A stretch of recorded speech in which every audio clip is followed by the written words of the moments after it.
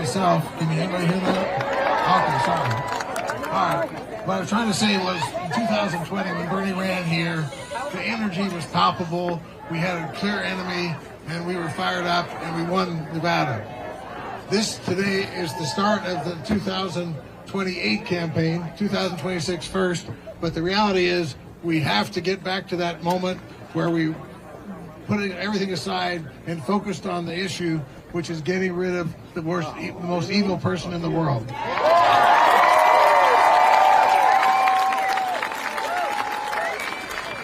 So we can do this, Nevada. This is not that hard, but we have to get motivated, stick together, not fight each other, and focus on what we're doing. The other thing is, I don't know how many of you were there, but AOC came. We had a great rally at Chaparral High School, thousands of people. Again, she motivated us, got us excited. So this is going to be the start of that campaign. The final thing I want to say is immigration. We are Las Vegas, Nevada. We were part of Mexico before we were part of the United States. We are a town of immigrants. Immigrants are us.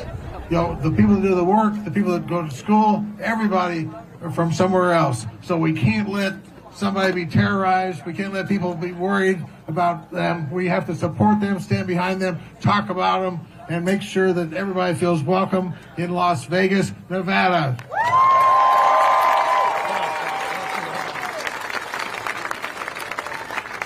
All right, that's all I'm going to say. Thank you so much for coming. Let's go get them. And Fabi from the Culinary Union is going to speak next. Fabi, where are you? And thank you so much for coming out. What a beautiful day. So this is a good, auspicious day for the future campaign for Democrats.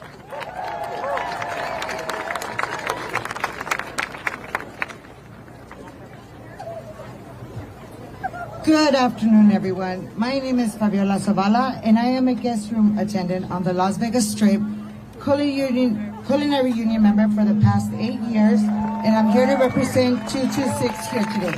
226! 226! 226! As a working mother and wife, the raising cost of living has impacted my family. My rent has gone up 50%, which equivalates to $1,000 a month. Since the pandemic. When eggs cost more than toilet paper, you know we have a problem. Now, when I do my budget for the bills and basic necessities, I feel like I have to take from Peter to pay Paul. We all know that feeling. That is not fair and is hard to keep up. It is important for a powerful union like the Culinary Union, because without a union, these big corporations like station casinos do whatever they want. They do whatever they want with us, including union busted, which is disgusting. We need our union.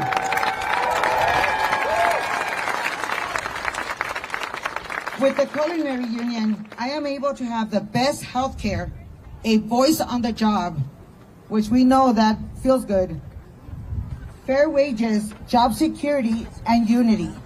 Because with the union members, we count on each other and lean on each other when injustice happens in the workplace, at our home, and with our government.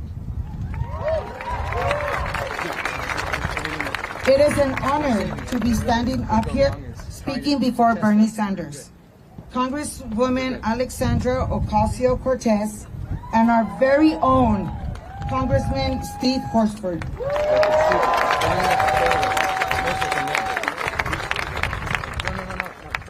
Senator Sanders has been fighting for working class people like me for decades, and he supports the PRO Act, which will help workers organize a union. Congresswoman AOC is from the same background as myself. She worked in the hospitality industry and gives hope to all the little girls out there that can see they could accomplish anything they want.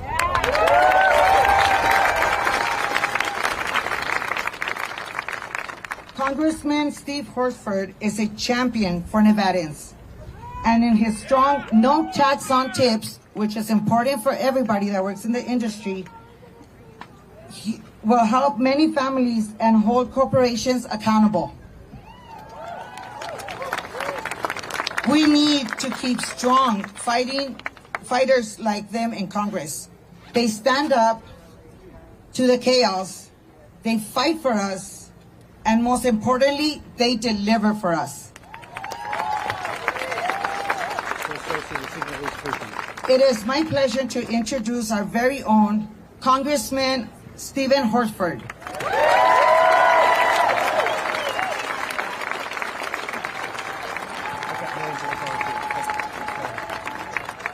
It's the power from the disconnected. And other people too.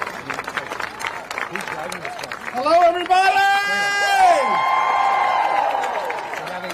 How you feeling? I am so honored to be here and to stand with all of you today. I'm Congressman Stephen Horsford. And I'm proud to stand with you because this movement, this fight, isn't about me. It's about all of you. It's about the workers who power our economy, the families who make our community stronger, the seniors who built this country, and the young people who are fighting for our future.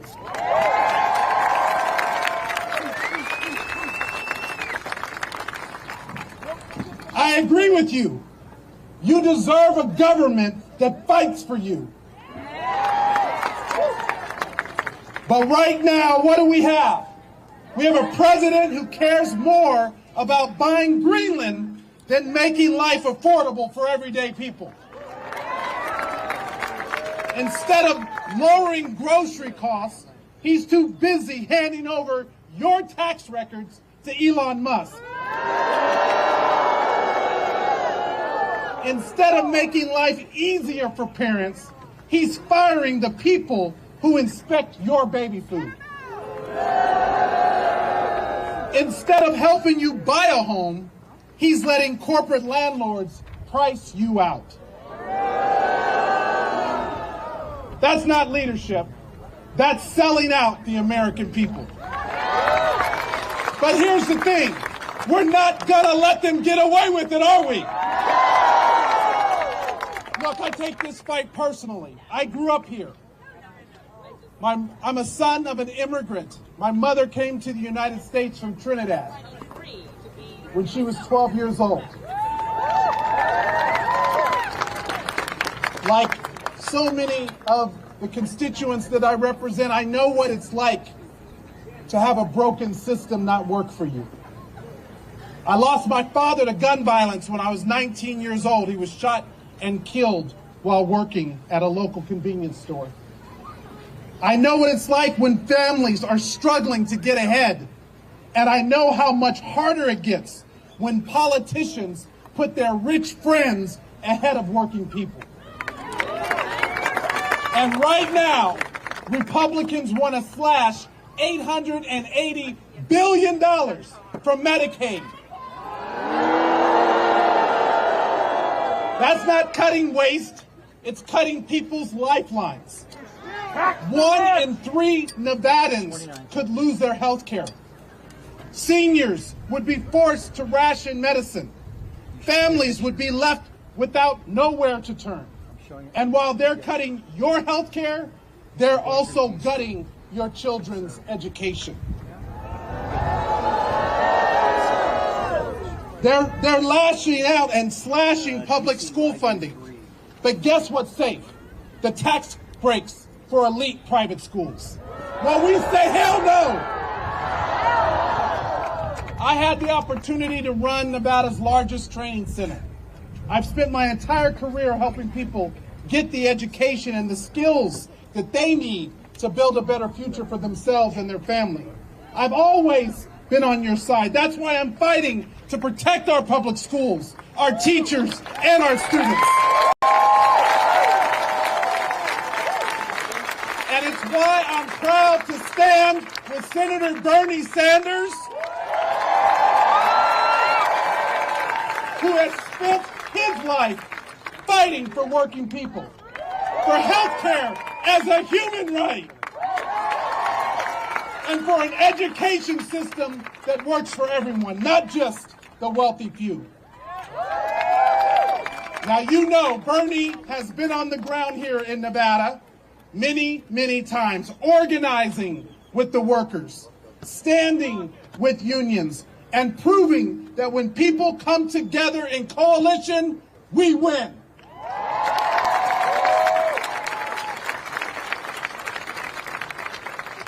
Now let's talk about something else that's still in your future: corporate greed. Right here in North Las Vegas, we've had corporate landlords and Wall Street speculators buying up homes, jacking up prices, and pushing families out of the market. We have billionaires paying lower tax rates than teachers and nurses and construction workers. And we have hard-working tip workers who haven't seen a real wage increase since 1991. So let me be clear. The economy should work for the working people who built it. And that's why I'm fighting for the Homes Act to take on these corporate speculators and make housing and rent affordable again. It's why I've introduced the TIPS Act to end the unfair tax on tips and ensure one fair wage for every worker in America. Because if you put in the work, you deserve a living wage, period. And let's be honest, none of this happens, though, without you, without organizing. That's what Senator Bernie Sanders has always understood. That's why he built the most powerful grassroots movement in modern history. That's why he fought alongside unions and you right here in Nevada to win better wages and better conditions for working people. Bernie knows, as you do, that when working people stand together, we have the power to change everything. Are you ready for some change? Are you ready to turn around a rigged system? Are you ready to make sure that they stop stealing from America? At the end of the day, this isn't about Republicans versus Democrats. It's about the people versus the powerful. It's about whether your work, your family, and your future get put first, or whether billionaires like Elon Musk and his tech tycoons keep getting the keys to this country. But that is why this moment is more important now than ever. I feel your anger. I know there's a lot of frustration. So let's turn that rage into action. Let's do the necessary and essential work to organize here and all across the country. I am so proud that this is the first in a series of stops, because you matter. Your voices matter in this fight. When Senator Bernie Sanders and AOC contacted me and said, we want to come to your district, I said, I welcome you. I welcome you because my constituents deserve to have their voices heard. You deserve to be in this fight. You deserve to form the policy because you've been at the center of the pain. But I also know this: when the people fight, the people win. Because power doesn't belong to billionaires, it belongs to you, the people. So join me in this fight. Go to StephenHorsford.com. Let's sign up and do the work. That's why I'm in this fight, to make sure that you have a government that works for you, not just the wealthy few. So let's send a message loud and clear. We're not backing down. We're not letting billionaires run our lives. We're taking back our future, and together, we're gonna win. Let's get out there and show people how we win. How we win. How we win.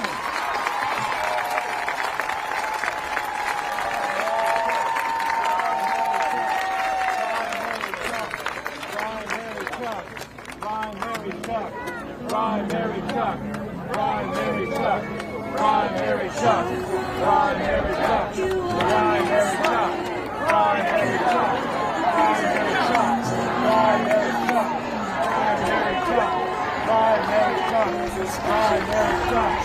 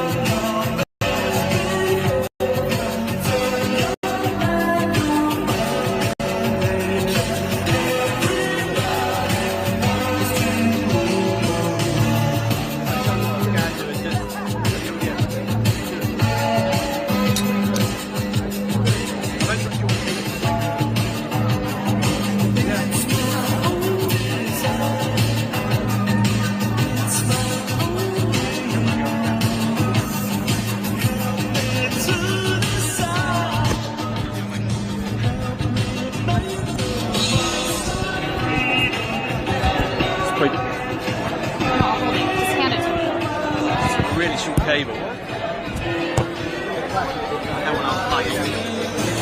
This is Tina-Desiree Berg reporting for Status Coup News. If you are just joining us, we are live at the Bernie Sanders AOC rally in Las Vegas, North Las Vegas. Very large crowd here. In fact, yesterday they sent out a press release where they had moved the location of the rally because the first place was too small to hold everybody. So we are now at this outdoor amphitheater. There are several thousand people here in the audience. There was some audio issues at the beginning, unfortunately, but it looks like they got those cleared. So we just heard from the Democratic Senator Steve Horsford giving a good speech.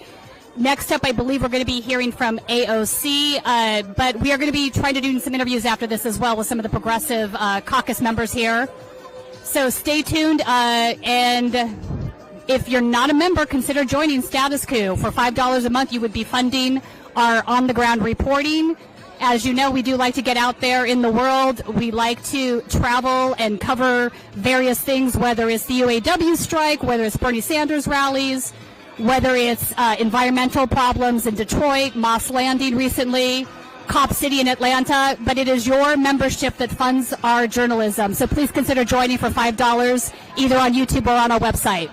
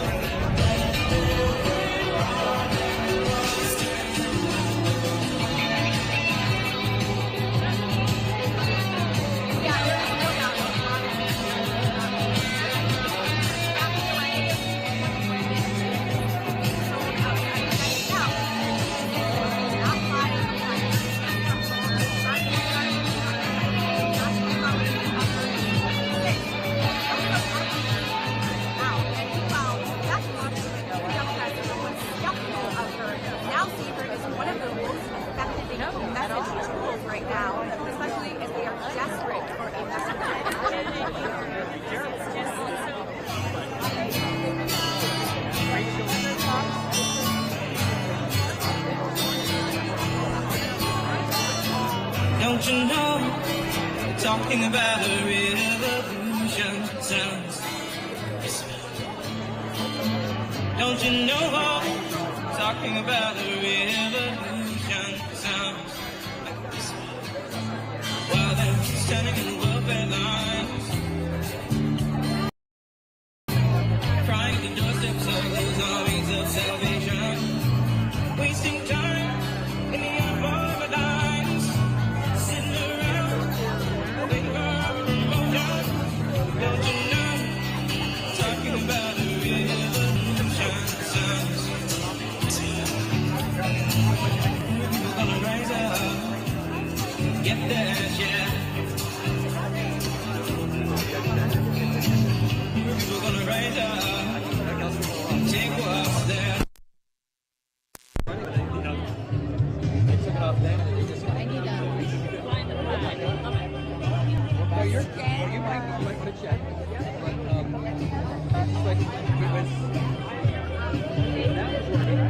Yeah, that was right. So you should have that one. Gotta be You ready? one comical thing after this. So while we're in between speakers, I believe AOC is up next.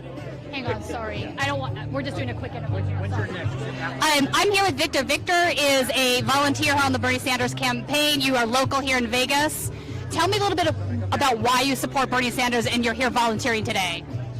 I'm here because I support Bernie's message, taxing the rich, fighting the oligarchy, fighting for the things that Americans are desperately in need of. You know, the wealthiest country in the history of the world, and we don't have affordable health care. We don't, we have students going into debt to get an education. So I'm here to make sure that those things are addressed. All right, thank you.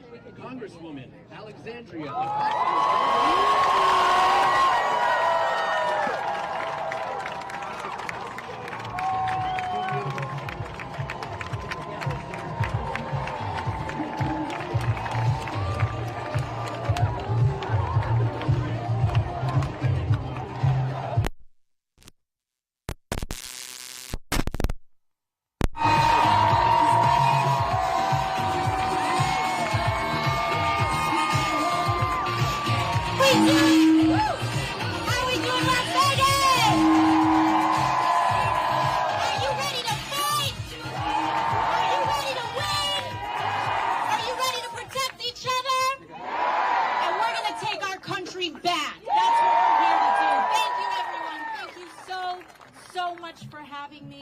My name is Alexandria. Some of you may know me as AOC. And I am so happy to be back in Las Vegas.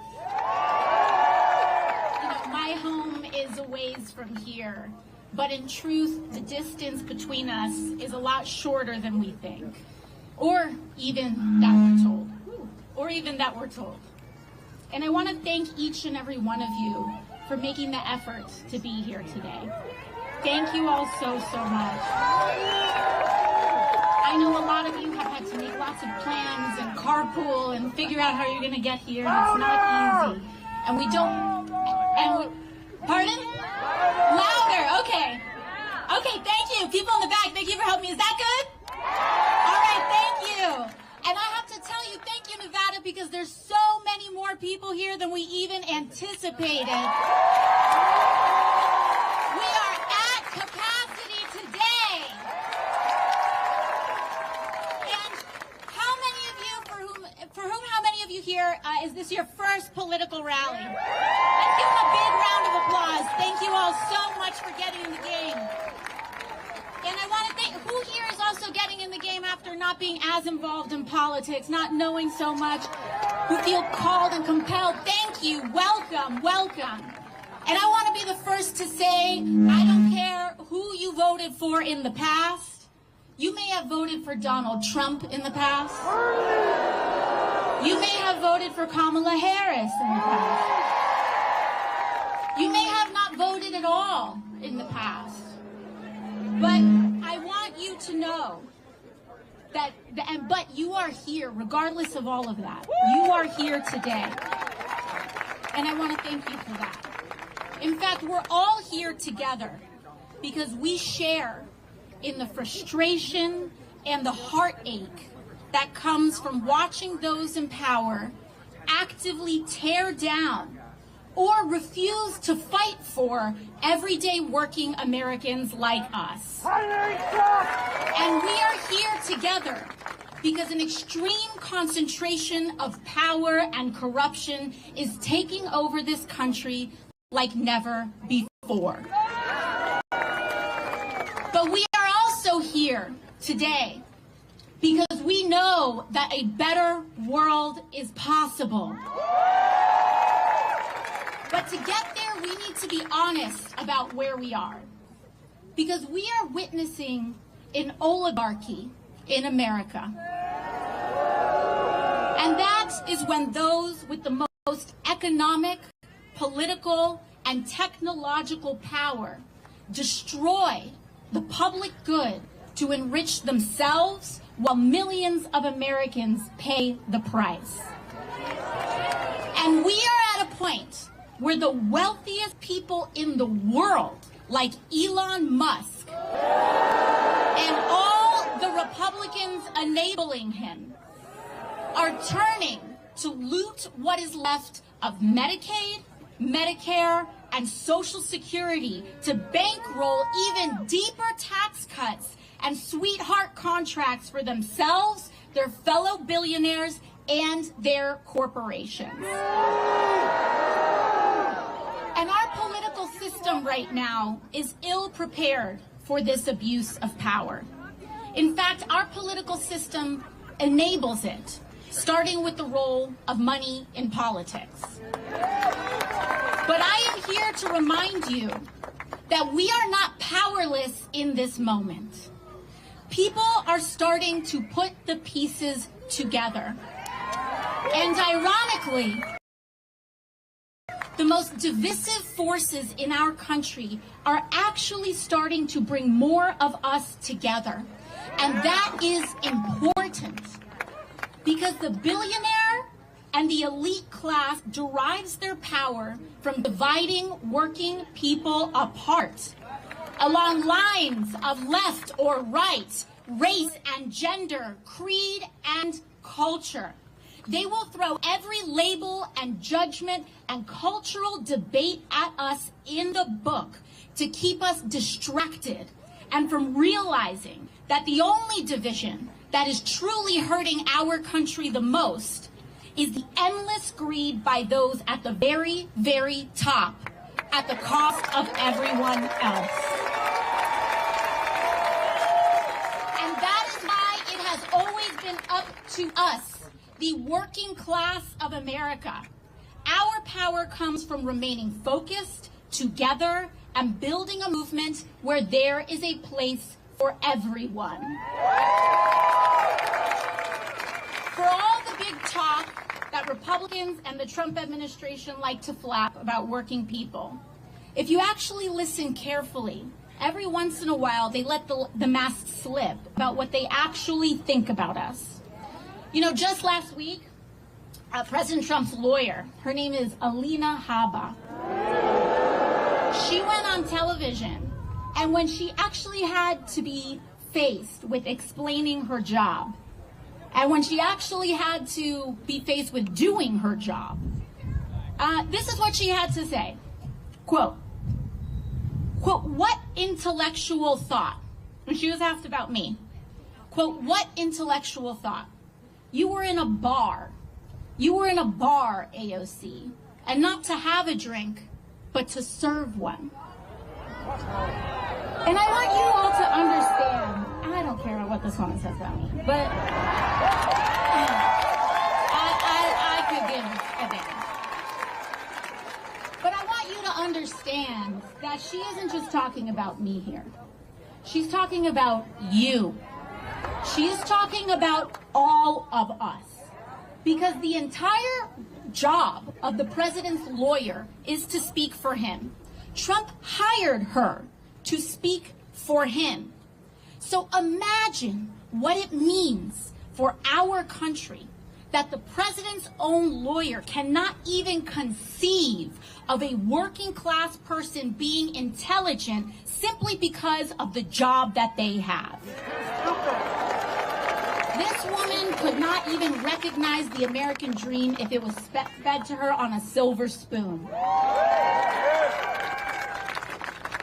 But understand that this kind of disdain for working people by the most powerful people in this country doesn't just come from not being raised right.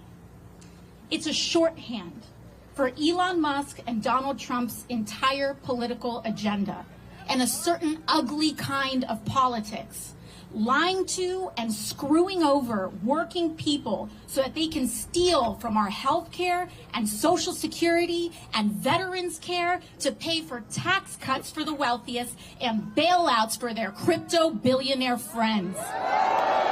There's a word for this: corruption.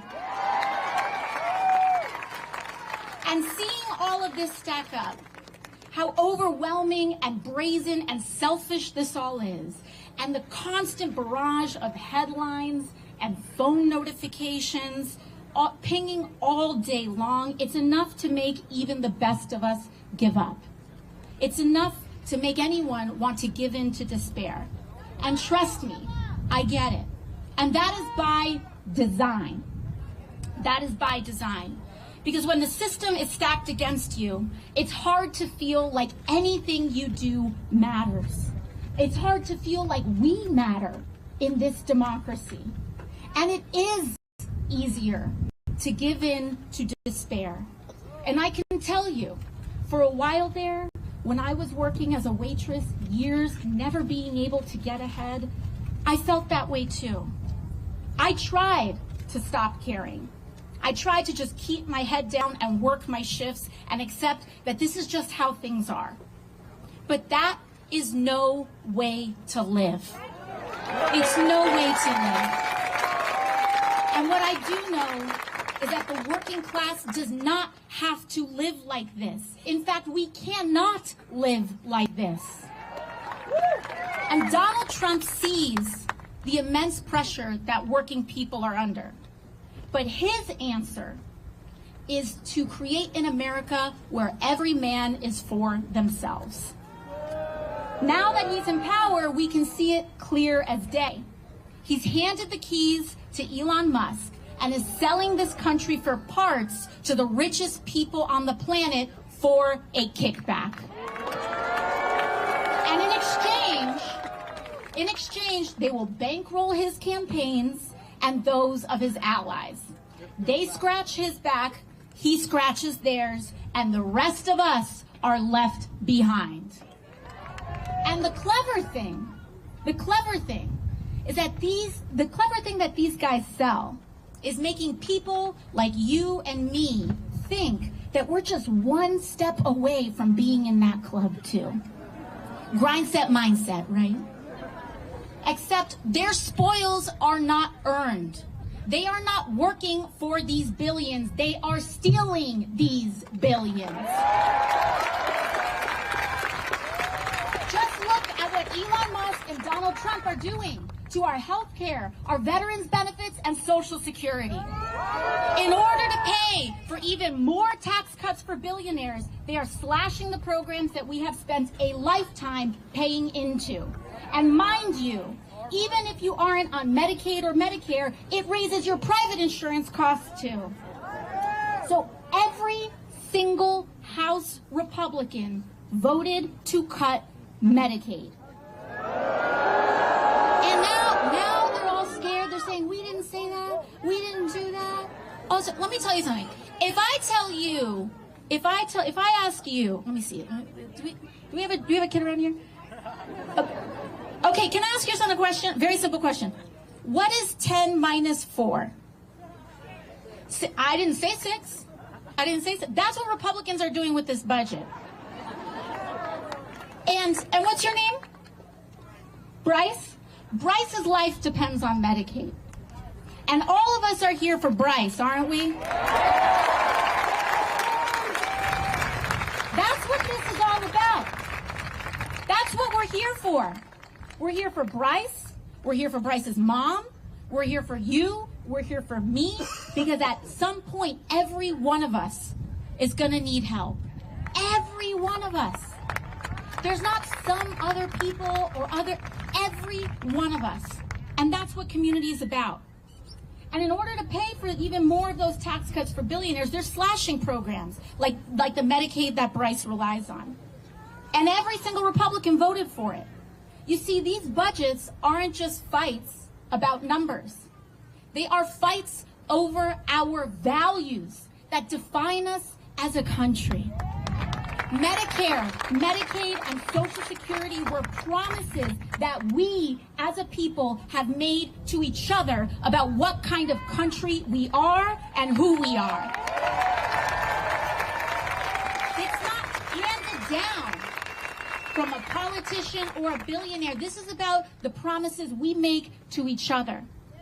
From neighbor to neighbor, from father to daughter, from friend to friend. You see, these budgets, again, they aren't fights about numbers. And these promises don't come from politicians, they come from us. And they are promises that we make to each other. So to me, the strength of our country is not just measured by the height of our best days. It's also about who's there for us on our worst day. And that is why I'm here with you today. So let me share with you exactly what I mean. Because when they like to call us radical, and what they like to call me as radical, I believe is common sense. I believe that when a person gets sick, they shouldn't go bankrupt in the wealthiest country in the history of the world. Common sense. I believe that a minimum wage should cover the minimum cost to live. Common sense. And by the way, we should see that not paying a living wage is also a form of corporate welfare and looting. Because big companies like Walmart and Amazon often rely on the food stamp program and public coffers to cover the wages that they won't pay. I believe that homes are not slot machines for investors and Wall Street to extort working families out of every last dollar that they have. A home is sacred, and when your landlord jacks up your rent by half overnight, or housing prices skyrocket because Wall Street treats our housing market like a casino, your government should fight for your ability to keep an affordable roof over your head. And finally, I believe our elected officials should take on abuses of corporate greed everywhere they find it. We must get big money out of politics and make clear that our country is not for sale. And that is why I don't and never will take money from lobbyists and corporations.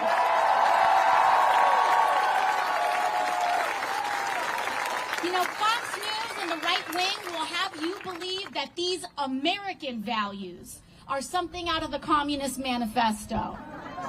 That we believe these things because we went to college and read them in a book somewhere. But let me tell you, Fox News, I don't believe these things. I don't believe in healthcare, labor, and human dignity because I'm a Marxist. I believe it because I was a waitress. Because I scrubbed toilets with my mom to go to school. Because I've worked double shifts to keep the lights on. And because on my worst day, I know what it feels like to feel left behind. And I know that we don't have to live like this anymore, Las Vegas. We deserve better than this, Las Vegas. And despite the chaos that surrounds us at the moment, I want you to know that we are closer to that world than we think. This isn't just about Republicans. We need a Democratic Party that fights harder for us too.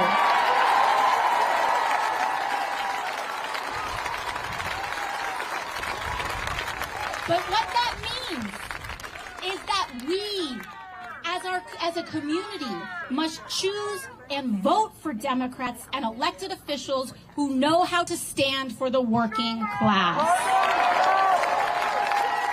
In Las Vegas, I want to tell you, I want to thank you for working hard to make that happen. You all have put in the work out here. Your representative, Stephen Horsford, is a Culinary Union member. You did that. You did that. And it shows, because last week, when other Democrats caved, your representatives, Stephen Horsford and Senator Jackie Rosen, stood strong against the pressure in D.C.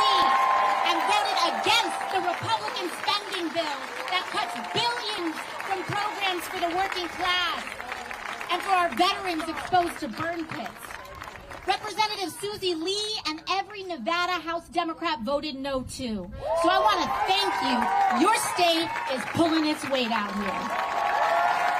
But we need more like them with the courage to brawl for the working class. So we must defend them, but we can't stop there. Thank you. I want you to look at every level of office around and support brawlers who fight, because those are the ones who can actually win against Republicans. Let's be real about that. And beyond elections, our task is also to build community. I'm talking about block associations, volunteer groups, causes around you. That is the connective tissue, because community is the most powerful building block we have to defeat authoritarianism and root out the corruption in the White House. So I'll end where I began. We might all come from different places, but we share a lot of the same experiences. So to all those who came here today unsure of whether or not this is where you belong, I want to say that you do. You do belong. No matter who you voted for, no matter if you know all the right words to say, no matter your race, religion, gender identity, or status, no matter even if you disagree with me on a bunch of things. But if you are willing to fight for someone you don't know, you are welcome here. If you are willing to fight for the working class, regardless of who they are, how they identify, or where they come from, you are welcome here. Here, everyone is valued. But I will say this. Those leaders on either side of the aisle who are willing to put their fellow Americans down so that they can get ahead or feel better about themselves, they may best find a home somewhere else. Because in this house, we stand together. Because here we know that together without exception is the only way that we can win.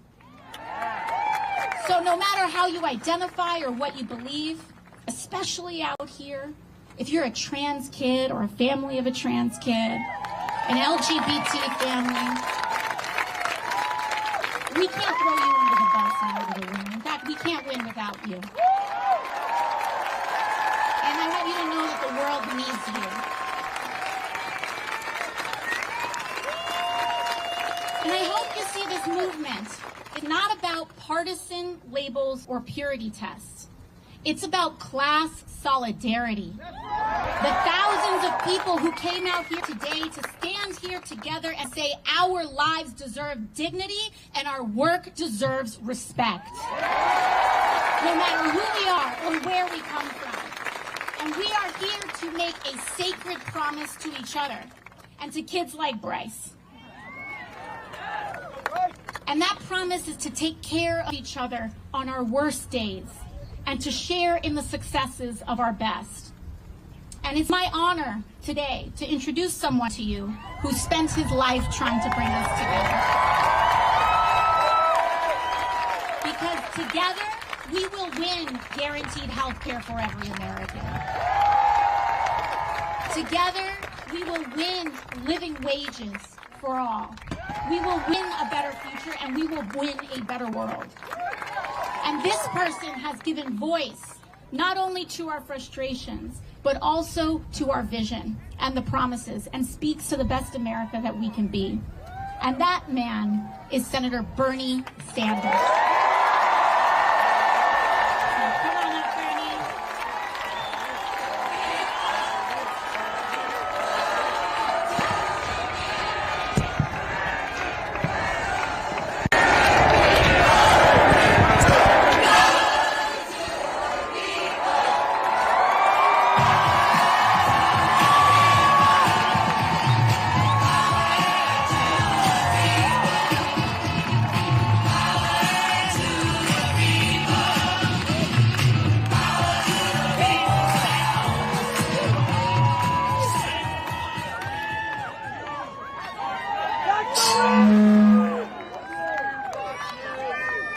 This is a great turnout. In fact, I've been to Las Vegas a number of times. This is by far the largest turnout.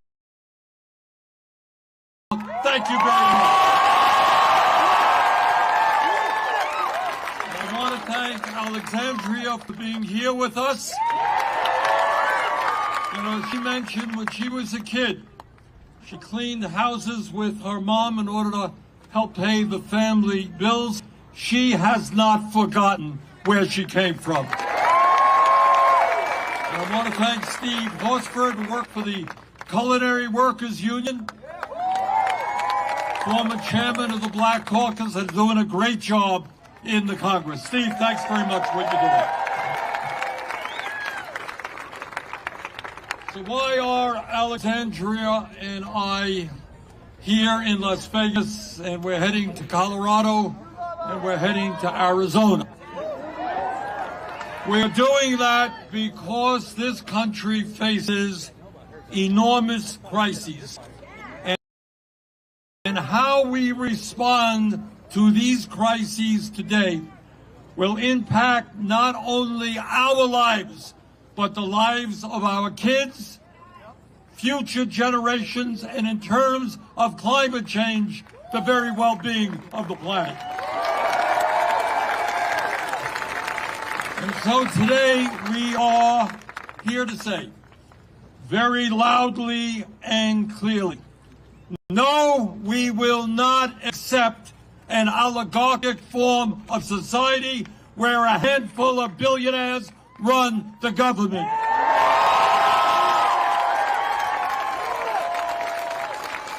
No, we will not accept an authoritarian form of society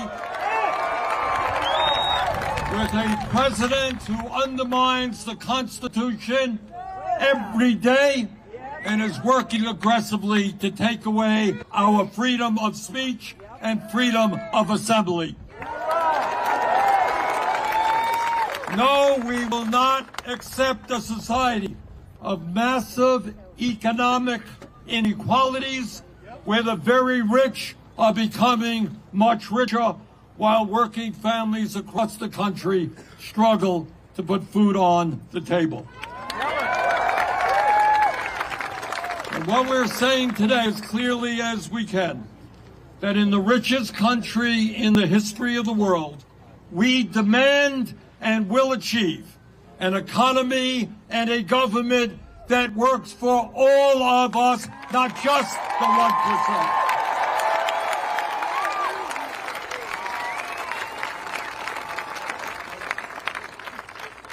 It seems to me that before we can effectively determine the best way forward, it's important to do what is very rarely done in Congress or in the corporate media.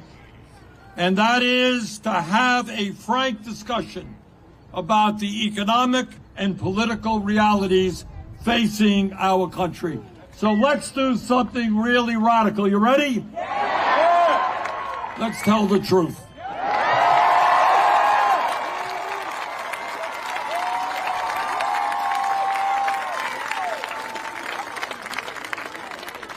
In our country today, we have two very different Americas.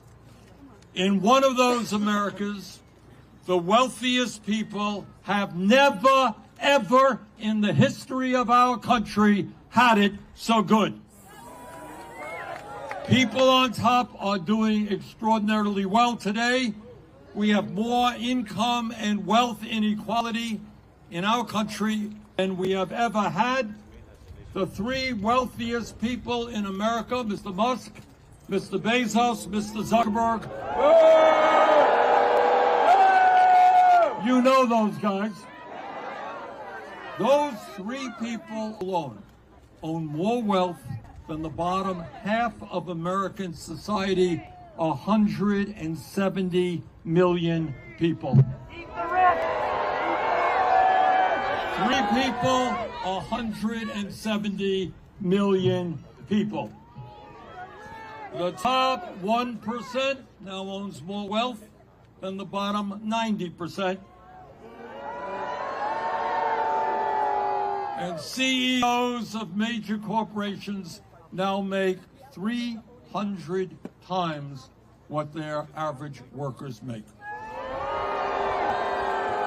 But it's not just income and wealth inequality. Today we have more concentration of ownership than we have ever had. While the profits on Wall Street and corporate America saw, a handful of giant corporations dominate sector after sector, whether it's agriculture, transportation, media, financial services. Small number of very, very large international corporations dominate. And they charge us outrageously high prices for the products they sell us. If you could believe it, three Wall Street firms, BlackRock, Vanguard, and State Street, combined are the major stockholders of 95% of American corporations. And let me say this, the 1% live completely and isolated lives from the rest of this country. They have no clue what is going on in the real world. They live in their mansions and their gated communities. They fly around the world in the private jets or the helicopters that they own. They have well-trained nannies taking care of their babies. They send their kids to the best private schools and colleges.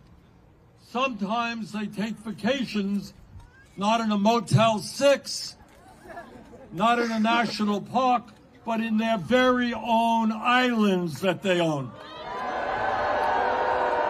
And for the very, very richest, they have fun flying off into outer space on their very own spaceships. And maybe they should stay there. So that is one America. An America where people live with tremendous wealth and tremendous luxury. They have it all. But there is another America, the America that you know and the America you live in. And in that America, 60% of our people are living paycheck to paycheck, and millions of workers are trying to get by on starvation wages. Unlike Donald Trump, I grew up in a family that lived paycheck to paycheck, and I know, as you know, something about that reality. And it is a reality that I will never forget.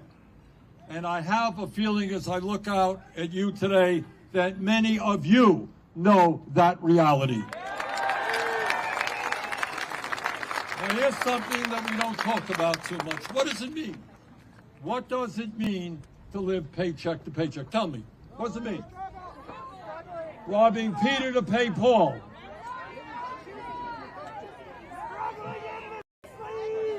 Oh, raise your hand. Let me get to some people. Yes. Going without. Yes. knowing how to figure out how to pay your credit card when interest rates are 20% if you're delinquent, right? Yes, ma'am. How to put one's kids through college, yes. Wanting to buy a house, how are you going to ever figure that one out? Yes, sir.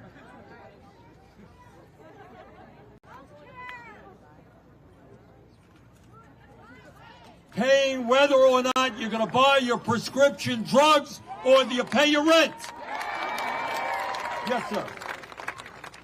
Going hungry in America. Way in the back there, yeah. Wanting to go to college, not having the money to do that, yeah. Okay, yeah. Yes, ma'am. Okay, stress every day to pay the rent. That's what it's about. All right, we can go, look, I know we can go to everybody in the thousands here who will give me a different answer, but here is the bottom line. It means that millions of Americans worry every day, we just heard it, how they're going to pay their rent or how they're going to pay their mortgage. And as Alexandria mentioned a moment ago, all over this country, the cost of housing is soaring. So what do you do if you're living paycheck to paycheck and your landlord raises your rent 30%? You got to figure out where you're going to go. If you have a kid, you got to find another school. It is a disaster. How do you live if you're a single mom paying $20,000 a year for childcare when you're making $40,000 or $50,000 a year? People want to feed their kids well, want decent food for their kids. How do you provide decent food for kids when the prices at the grocery store are soaring? If you get sick, your kid gets sick, your mom or your dad gets sick, how do you afford to go to the doctor if you have no health insurance or you have a $10,000 a year deductible? How do you pay your credit card bill? People have credit card bills here? And if you don't pay it, Wall Street gets 20%, 30% interest rates. People all over this country just worry about what happens if you're living paycheck to paycheck and your car breaks down. And the guy at the repair shop says it's costing $1,000 to get it fixed. Well, what happens if you don't have that $1,000? How do you get to work? And what happens if you don't get to work? What happens if you get fired? How are you going to take care of your families? Those are the stresses that tens of millions of Americans are experiencing. And let me tell you something that is almost never, ever talked about. In America today, our life expectancy, how long we live on average, is about 4 years shorter than people in most other wealthy countries.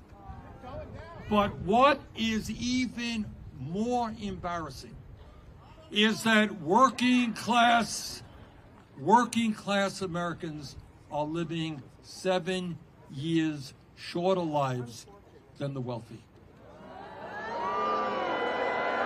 Why is that? Hold it. Why is that? Raise your hands. Yes, ma'am. All right, this woman hit it right on the head. The answer is stress. What doctors will tell you, it's not a new medical fact, is that when you live under stress every day, trying to figure out how you're going to feed your kids, how you're going to pay the rent, you know, how you deal with a boss who is not very pleasant. All right, dealing with Trump. All right. All of that stress has an impact on your body and your mind. And in the richest country in the world, working class people should not have to die unnaturally young. They should be able to live long and productive lives.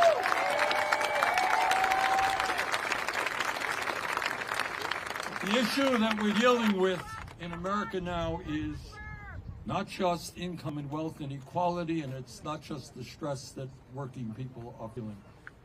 Today in America, we are the only major nation on earth that does not guarantee health care to all people as a human right. despite spending twice as much per capita. You got it? It's not that we're not spending enough money. We're spending a fortune, $14,000 for every man, woman, and child. Despite that, 85 million Americans are uninsured or underinsured. All right, raise your hand if you have a high deductible. Ha! There it is. In America today, 60,000 people die because they don't get to a doctor on time. Got it? And the reason is, and I've talked to doctors, people walk in much sicker than they should be. And they say, doctors say, well, why didn't you come in here when you first had felt your symptoms? Answer is, I had no health insurance or I had a high deductible. Health care is a human right. And together we are going to stand up and finally pass a Medicare for all single-payer program.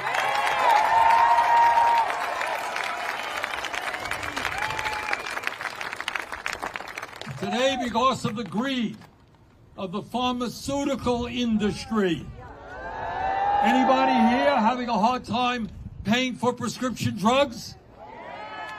1 out of 4 Americans can't afford to fill the prescriptions their doctors write, because in some cases we pay 10 times more for the same drugs as sold abroad. There is no reason why we should pay the highest prices in the world for prescription drugs. Let us stand together and demand that Congress lower the cost of prescription drugs by at least 50%.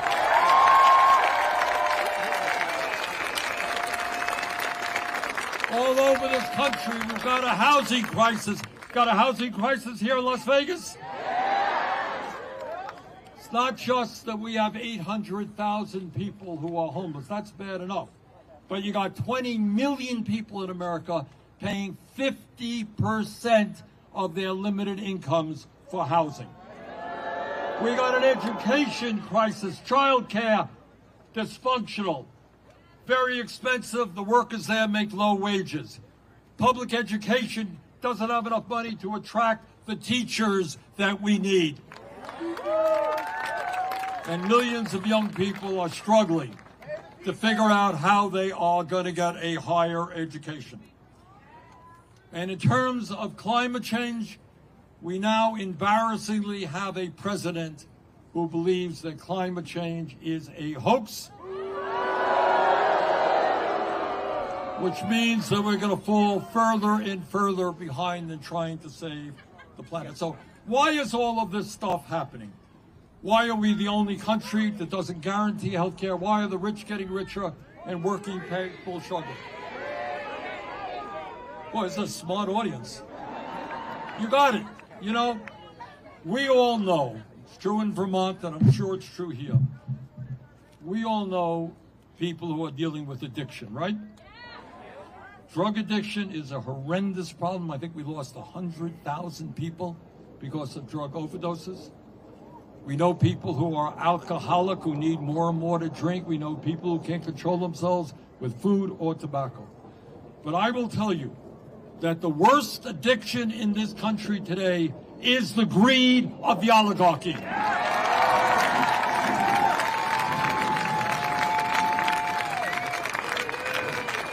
They are like heroin addicts. They need more and more and more. And if they destroy Social Security and Medicaid to get what they want, that is what they will do. And right now, as Alexandria mentioned, they are in the process of dismembering the federal government and cutting programs that low-income and working families desperately need, so they can give themselves over $1 trillion in huge tax breaks. And in order to get those tax breaks, they want to cut Medicaid by $880 billion. They want to destroy our Social Security system at a time when 22% of seniors are trying to get by on $15,000 a year or less. What they are trying to do is to discredit Social Security, lie about Social Security. Some of you heard Trump say, oh, all these people, 150, 200 years of age getting Social Security. Total, absolute lie. Well over 99% of the people in this country who get those Social Security checks paid for those checks. We got any veterans here today? Thank you, veterans. When Musk and Trump are going after the VA, they want to lay off over 80,000 employees at the Veterans Administration. That will result in lower quality health care and delays in veterans getting the benefits to which they are entitled. Trump and Musk, right now, today, they're trying to dismantle the Department of Education. That means public schools in working class areas could lose money. It means that people on Pell Grants are going to have a harder time getting those grants. And it means that kids with disabilities who are now getting the support they need may lose that support. Now, the way you destroy the government is by laying off hundreds of thousands of employees, and that is precisely what they are doing right now. And I want you all to think about this for a moment. I know we all feel badly for those federal employees, people who have worked for the government for years, devoted their lives to public service, and you have Musk coming along and say, oh, we've determined your performance is poor, you're out of here, goodbye. Now, I know a lot of people feel sympathy for those employees, but I want you to think about something. If Musk and his friends can treat federal employees like that, you worked here 20 years, you're out of here, goodbye. What do you think that they will be doing to workers in the private sector when artificial intelligence comes to take your job? Now, technology in itself is not a bad thing if it works for working people, not just the people on top. But it is not just domestic policies of the Trump administration that we've got to fight. For the first time in our 250-year history, we have a president who is turning his back on democracy and allying us with authoritarianism and murderers like Vladimir Putin. No, we must not abandon the people of Ukraine who were invaded, Mr. President. Ukraine did not start this war, Russia did. Our country must always stand for democracy, not dictatorship. And no, at a time when Netanyahu is waging a horrific war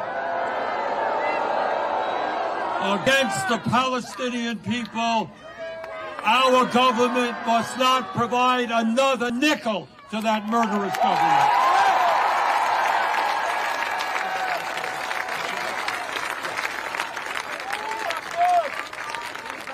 My friends, it is no great secret that our government is way out of touch with the needs of working families. I don't think anybody would deny it. You have a two-party system, both parties heavily dominated by big money interests. So our job in the coming weeks and months is not just to take Trump on in every step of the way, but it's to do more. It's to have a vision for where our country should be going. As the wealthiest nation on earth, to begin, it's important to know that we are not going to make the changes we need so long as we continue to have a corrupt campaign finance system. It is not democracy when Musk himself can spend $270 million to help elect Trump and then become the most powerful person in government. And there are billionaires in the Democratic Party also playing a major role. Our job is to overturn this horrendous Supreme Court decision on Citizens United and to move this country to public funding of elections, one person, one vote, not billionaires buying elections.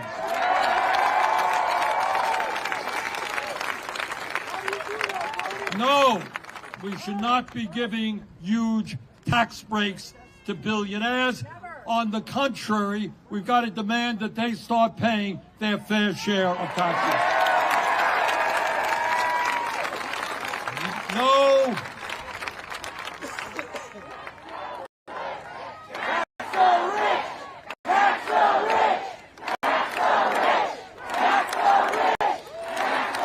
That sounds pretty good up here.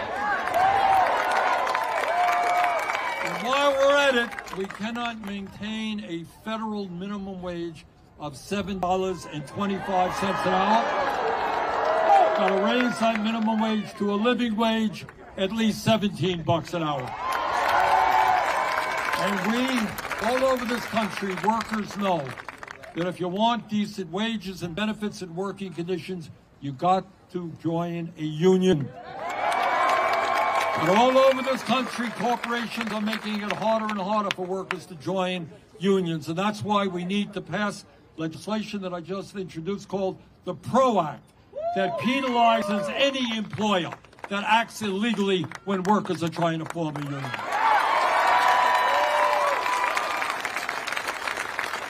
Together, we're going to stop the cuts to Social Security. Instead of cutting Social Security, we're going to expand Social Security benefits. Instead of making massive cuts to Medicaid, we're going to join every other major country on earth, guarantee health care to all, do a Medicare for all single-payer system. And in the wealthiest country on earth, you know what? Nobody should go homeless. Nobody should pay 50% of their income in housing.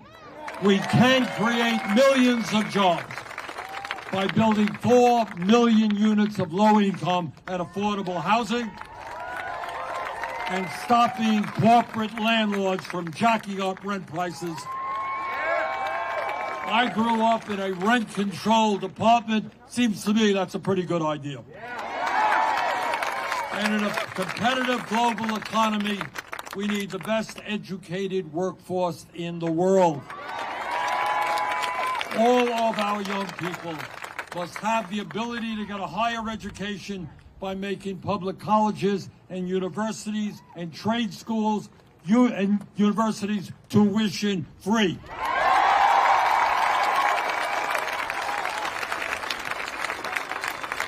Alexandria led the effort for the Green New Jobs, creating millions of good-paying jobs, transforming our energy system to save the planet. Let's do it.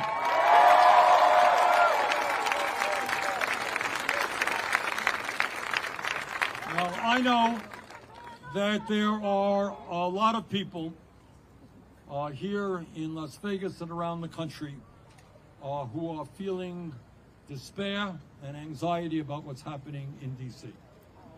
And some of you may feel a little bit hopeless. So let me say this. At this particular moment, this pivotal moment in American history, despair is not an option. Giving up is not acceptable, and none of us have the privilege of hiding under the covers. The stakes are just too high. And let us never forget, real change only occurs when ordinary people at the grassroots level stand up against oppression and injustice and fight back.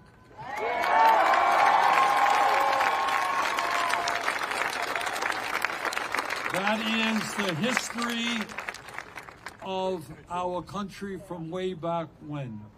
When this country was first formed, you had people here who took on the most powerful person in the world, the King of England, and the entire British Empire. And you know what? They won. In the 1840s, you had people in the abolitionist movement standing up and saying, slavery is not acceptable, it's horrendous, it's horrific. They had to take on the great power of the slave owners. And we fought a war where hundreds of people, hundreds of thousands of people died. But we won. Slavery was abolished.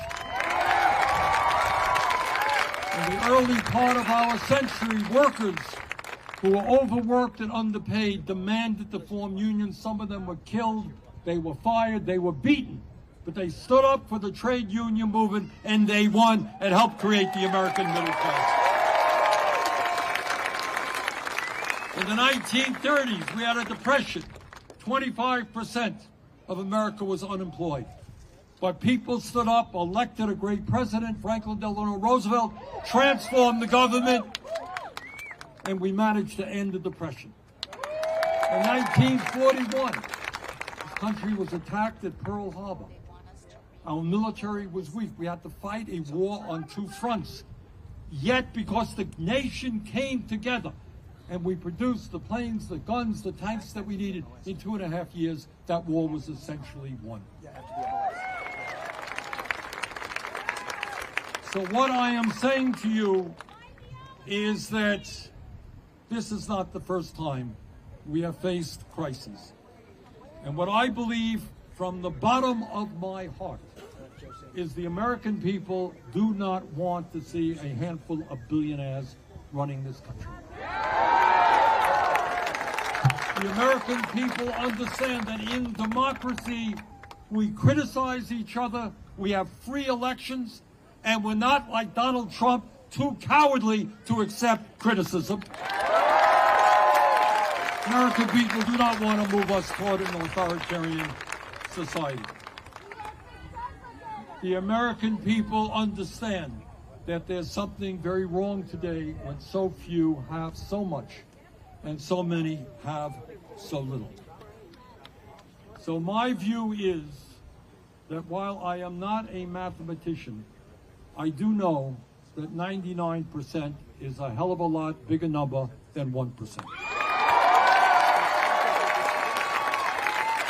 And I believe from the bottom of my heart, if we do not let Trump and his friends divide us up by the color of our skin, or where we were born, or our religion, or our sexual orientation, if we stand together as one people, fighting for justice, there is nothing that we cannot do.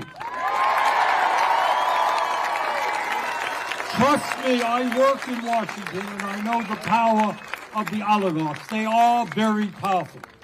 But if we stand together, I have zero doubt that we can and will defeat them, that we can transform the economics and politics of this country, and that we can have an economy and a government that works for all of us, not just the 1%. Thank you all very much.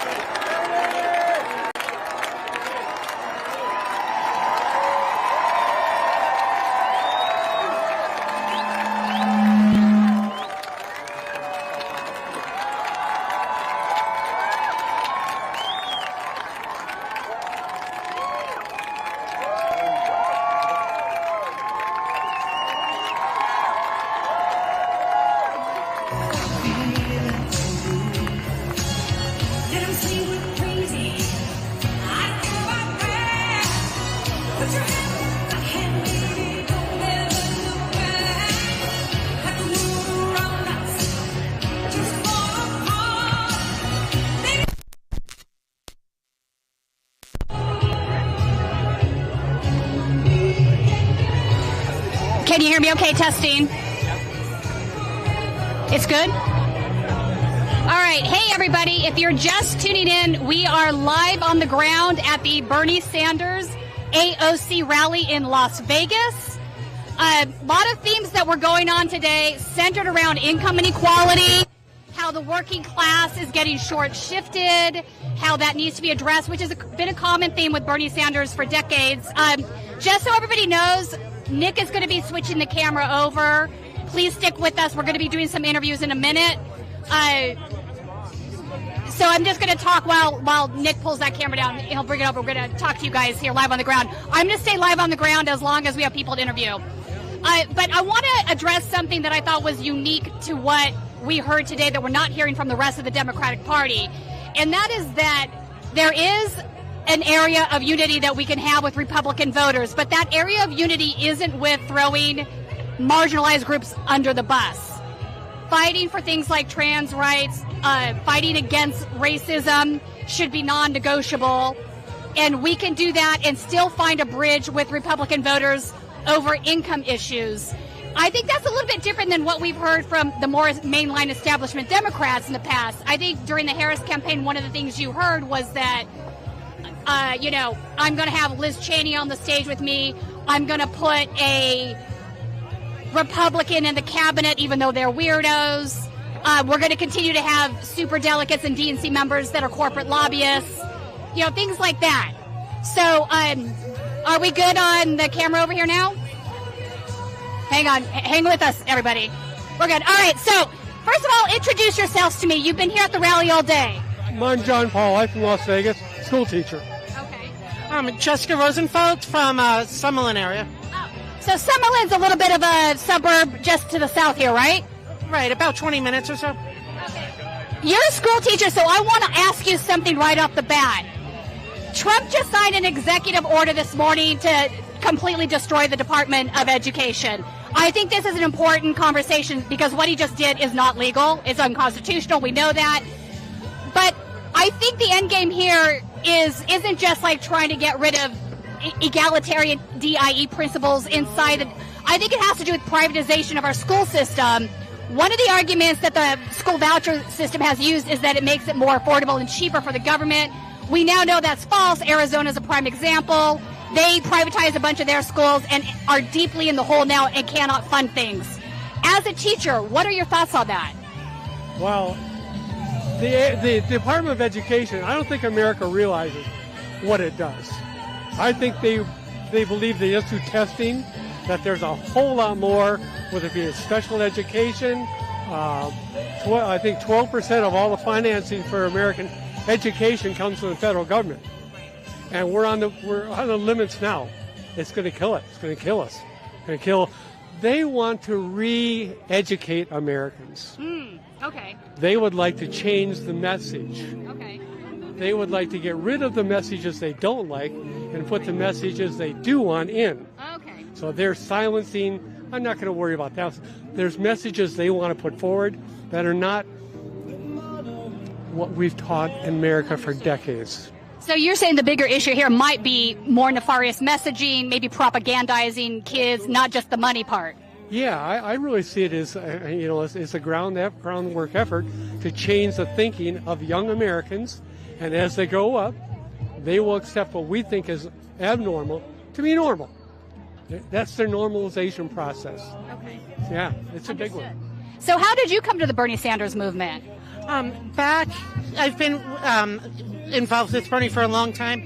Back in, I think it was like 2014, 2015, I didn't like politics. I thought all politicians were liars, would never tell the truth. And like, I had a friend who was like slowly showing me stuff about Bernie. And I'm like, he makes sense, but he's a politician. And she's like, well, what if he was saying that 20 years ago? And I'm like, yeah, no, that's not true. And about a month later, she called me up on the phone. About a month later, she called me up on the phone, and she said, Jess, who is this? And she played me over the phone, so I didn't see it on video. Bernie. And she's like, who is this? And I'm like, it's Bernie Sanders. And I'm like, but he's got new numbers. And she's like, yeah, that was Bernie in 1982. So then at that point, since I had already said I'd work for him, I started working for him, and I got very involved in politics since then. Interesting. So, a question for both of you. How are you feeling right now about some of the things that the Democratic Party has done recently? Chuck Schumer didn't fight against cloture. He was trying to rally a lot of the people in his party to vote yes. He thinks he's right on this, given what he said after the fact. And I would also like to turn to Gavin Newsom, who is now platforming Charlie Kirk and Steve Bannon on his podcast. These are two individuals that I'd say are deeply responsible for a lot of the right-wing messaging that has sort of, to use that phrase, red-pilled individuals into that other side. How do you feel about that? I'm not surprised because the same people are bankrolling all of them. You know, and the people that are not doing that are not getting those big checks from the corporations. I'm furious. Chuck Schumer and the Democrats. I have been a lifelong Democrat. I've been a Democrat since the 70s. Long time. And I am done with that. I am what you used to consider a moderate. And I'm still the same person. They changed. Schumer changed. Schumer, this resist means something. Resist. That's my attitude. Fight back. And Schumer, I'm done with. Yeah. So my question is the damage that is currently being caused, not just from, what Elon Musk is doing. Clearly this is deep damage and cuts that I think it's going to take a long time to recoup from. But if the Democratic Party doesn't actually do something to fight back, and I don't know what that looks like at this point, is any of this recoverable in your opinion? Is it recoverable? Good question. The only way it's recoverable is for us. I cannot count on my senators. The House stood up and did their thing. Senators aren't going to stand up for us. Cortez Masto didn't. I think it's left to us. I've given up on them as being an out. So, yeah. I agree. Like, it's about us. We need to. Like, one thing that Bernie used to always say, like in 2016 and 2020, is it's not about him, it's about us. It's a movement. It's about us all coming together. And as he was saying today, we've done it before in this country. So since we've done it, and history shows that what we've done before we could do again, it's going to be hard work, but if we stick together, we can do it. So let me ask you this. We are now seeing Republican voters very angry at town halls. It's not just the Democrats that are angry. Maybe Elon Musk has gone several bridges too far even for them.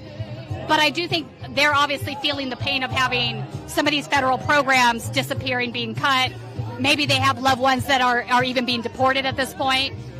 So do you think that there is a way to message to those individuals that has nothing to do with culture wars, right? We're not saying that is up for debate, right? We're still going to protect marginalized individuals, but is there a way to message those individuals and bring them to what is your side of the side of the aisle, so to speak? Yeah, I think there is, because 90% of the population cares about the same things. They care about their family. They care about their kids and their grandkids. So I think we need to talk more about that and talk less divide. Like, what do we have in common? Right. I mean, I do think that a certain percentage of them are not going to be so glued to the culture wars that they would see the wisdom of that. True, but I mean, that might be a percentage, but if it's 2 out of 5 people, if we could talk to those 5 people and then get 3 of them to start to see our side a little bit, then that's definitely progress. And those 2%, or that 2 out of 5 that aren't listening at all, they'll probably listen to those other 3 if they're their friends. I think that's fair. I think there's an overreach.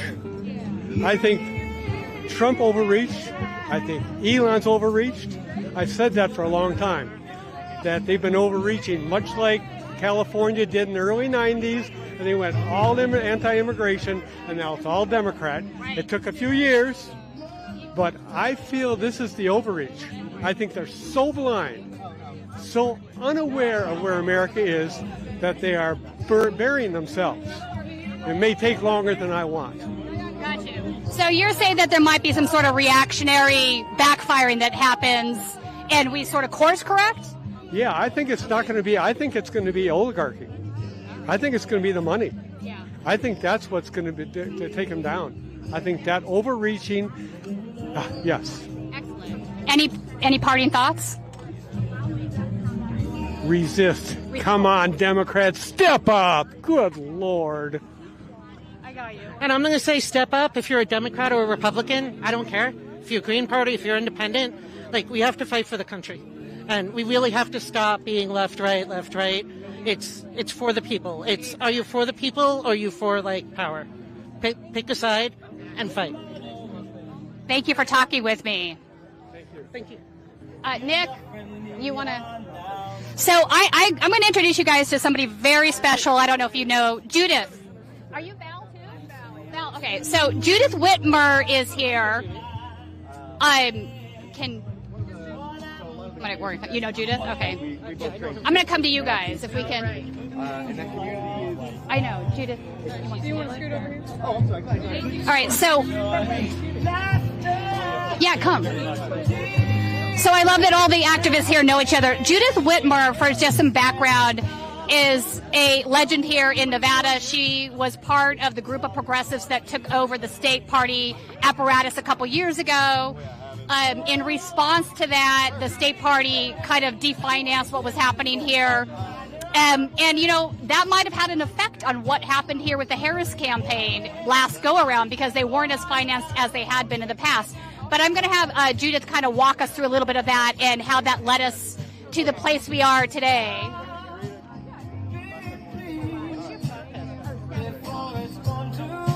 I just introduced you. You're a legend. So turn around. We're facing this way. Up there on the stage. All right, everybody, this is Judith. So I gave them a small introduction about what happened with the progressives here, how you guys took over the party, and there was some sort of reactionary stuff that happened. Walk us through some of that because I think it relates to where we are today a little bit. And I don't know that a lot of people that are just new to maybe the Bernie Sanders movement, new to politics, know about that history. And I think it's important. Okay, well, as far as the history goes, did you want me to hold it? Where are you more comfortable? As far as the history goes, after 2020 Nevada caucuses, because we were still in the caucus system at that point, we actually were able to organize and win big for Bernie in 2020 here in Nevada. A lot of people don't realize that, but Bernie actually won Nevada in 2020. And that was because of the huge organizing effort we did on the ground. In past elections and past events, starting in 2016, a lot of times we were unable to build on that momentum. But after 2020, we decided we had to do something to keep people organized. So the way we did that was to actually get all of his delegates, which was over 5,000 delegates, to attend the state central committee meeting. Right. And so by doing that and by getting them enrolled in the state central committee, we were able to affect the elections of the inter-party Democratic Party workings here in Nevada. But that took a lot of effort. I mean, organizing 5,000 people and saying, that's a big effort. And getting them to understand the value of working toward that goal of taking over the Democratic Party. And we were successful in 2020 through 2023 in controlling the party and making sure that we conducted everything above board, transparently, and that we were able to get young progressive candidates elected to our state legislature. That was a big deal. Right. And that wouldn't have happened without that. Because the structure is there's so much dark money, even in our Democratic primaries, there's so much dark money that's what we're always fighting against. And that's why we need people to organize around candidates and to get these people elected. Like the energy here today was amazing. Yeah. But what do we do next? Well, Judith, that's my question for you. So in response to progressives, the more establishment side, just for lack of a better words, they weren't okay with you guys having control of the wheels. So my next question is how deeply did that affect the Harris outcome in the state? Because it was a very thin margin that Donald Trump won by. Right. So all of that ugliness spilled over in the Democratic Party elections, the Nevada Democratic Party elections. And, they actually worked to make sure that progressives were disenfranchised from the party and that a lot of young people were disenfranchised from the party. So when that happens, guess what? You end up with razor-thin margins in your elections. Like, Senator Rosen barely pulled it out, and we lost Nevada, we lost the governor's race, and we lost the president. So that's a big deal. It's a really big deal in a swing state that for the last few cycles swung blue. Then all of a sudden, vote for Trump. That means you're doing something wrong as a party. And I think that the Democratic Party needs to take a hard look at how they're doing business. I do think that's part of it. The Republicans win by simply suppressing the progressive vote, don't they? So if the Democratic Party appeals to its more corporate arm, right, and they talk about putting, I'm not talking about reaching out to grassroots Republican voters that are angry right now about Elon Musk and hurting financially. We're not talking about those individuals. Some of those guys even support Medicare for all, right? We're talking about the corporate interests, the big moneyed interests. We're talking about, that sort of thing where these two parties agree on that level. But if that is what's placated and not this, then it's enough to suppress progressives from coming out, because the progressives are like, I'm not going to be down with somebody that's anti-trans or racist. That's not what I'm here for. It's almost like Bernie made the divide isn't this, it's this. What are your thoughts on that? A lot deeper than that, though, because the corporate machine actually runs the Democratic Party. It's not being run by individuals. It's being run by consultants and lobbyists that are part of that machine. So there's a lot of people at the top still making a ton of money, whether we win or lose. And that's what we've got to get past, that cycle of corruption.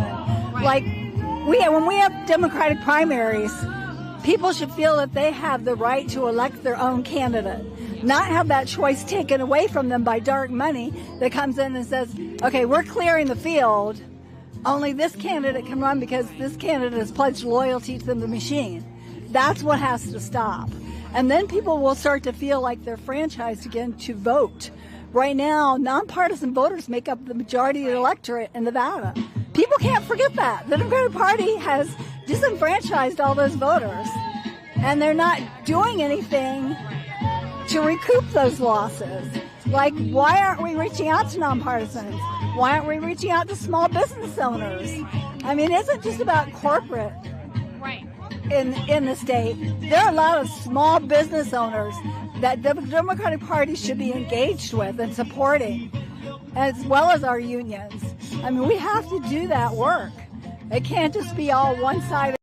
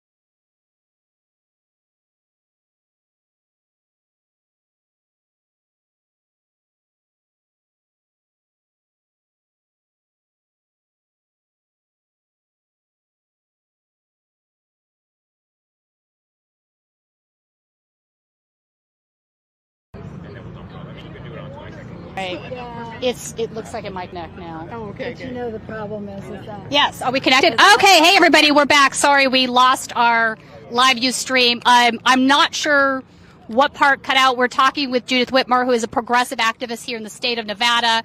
She was very key with the Progressive Caucus kind of taking over the party a couple years ago. Joining us right now is Val. She is a progressive activist here. Please introduce yourself. Hi. I'm Val Thomason. I've been a community organizer here for about 8 years, and I actually ran for state assembly as the first DSA candidate in Nevada. Oh, okay. Move over this way. All right. So one of the things we're talking about today, it was a constant theme, whether it was AOC, Bernie, that the income equality is a key driver of what's going on. And it's also something that can be used to cross over to Republican voters, which is very different than the culture war argument that you're hearing from a lot of the establishment Democrats. So, Val, what are your thoughts on that? I absolutely agree. Because Republicans, a lot of the time, there's two different types. You get the older Republicans, you get the establishment.